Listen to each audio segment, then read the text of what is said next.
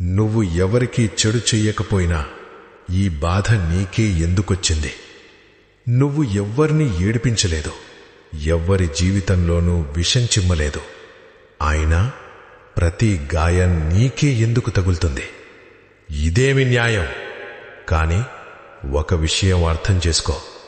శివుని భక్తుడిగా ఉండటం అంటే బాధలను ఎదుర్కొనేది నేర్చుకోవడం. శివుడు ఎవర్ని తనవాళ్లనుకుంటాడో మొదట వారి కర్మల లెక్కను తీర్చేస్తాడు. ఆ లెక్క కన్నీళ్లు, ఓటమి, ఒంటరితనంతో నిండిపోయుంటుంది. నువ్వు కుంగిపోయింది నువ్వు చెడ్డవాడివి కాబట్టి కాదు, నువ్వు మంచివాడివి కాబట్టి. శుద్ధమైనది మాత్రమే కరిగించబడుతుంది.